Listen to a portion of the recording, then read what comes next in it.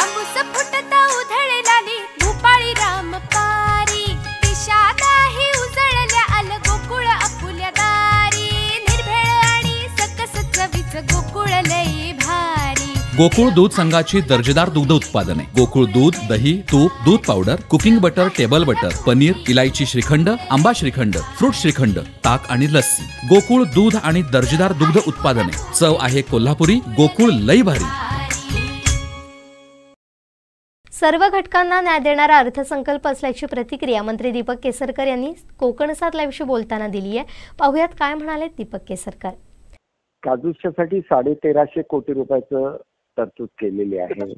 200 कोटी रुपये खर्च करून काजू महामंडळ स्थापन केलेलं आहे आणि त्याच्यामुळे काजूच्या वेगवेगळ्या योजना राबवल्यानंतर मोठा फरक हा कोकणावर त्याचा जाणवणार आहे। त्याच्यानंतर नागपूर सिंधुदुर्ग हा रस्ता सुद्धा देण्यात आलेला आहे। त्याच्यानंतर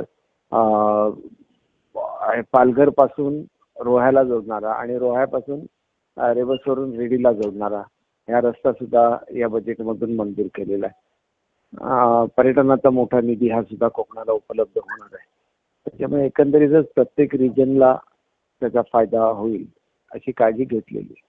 प्रत्येक खात्याची असते। खारलँडसाठी वेगळी तरतूद आहे, कोकणामधले जे पाटबंधारे प्रकल्प अर्धवट राहिलेले आहेत त्याच्यासाठी तरतूद आहे, कोकणासाठी प्रत्येक गोष्टीसाठी तरतूद आहे। त्याच्यामध्ये निश्चितपणे सर्व घटकांना न्याय देणारा असा हा अर्थसंकल्प आहे आणि एवढ्या वर्षामध्ये सादर झालेल्या अर्थसंकल्पामध्ये सर्वोत्कृष्ट असा अर्थसंकल्प आहे।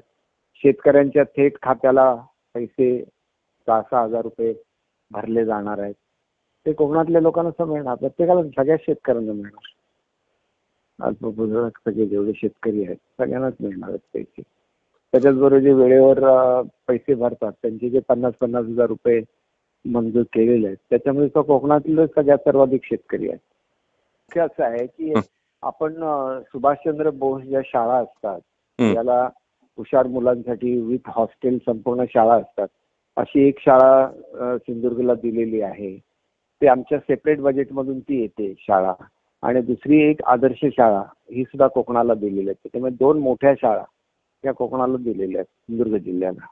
कोकणासाठी चांगले चांगले निर्णय ह्यापूर्वीच घेतलेले आहेत। त्यामुळे प्रत्येक गोष्ट बजेट स्पीच मध्ये यायला पाहिजे असं नाही। त्याच्यामध्ये मोठ्या प्रमाणात रस्त्याला निधी दिलेला आहे, मोठ्या प्रमाणामध्ये ग्रामीण रस्त्यांना निधी दिलेला आहे। हा सगळा बजेटचा भाग आहे। ती प्रत्येक गोष्ट बजेटमध्ये येत नाही।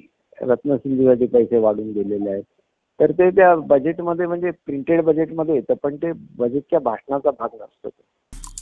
आमचे दिवसभरातले सर्व अपडेट्स, ताज्या घडामोडी आणि थेट लाईव्ह पाहण्यासाठी सबस्क्राइब करा, लाईक करा कोकणचं नंबर 1 महा चॅनल कोकण 7 लाईव्हचं YouTube चॅनल।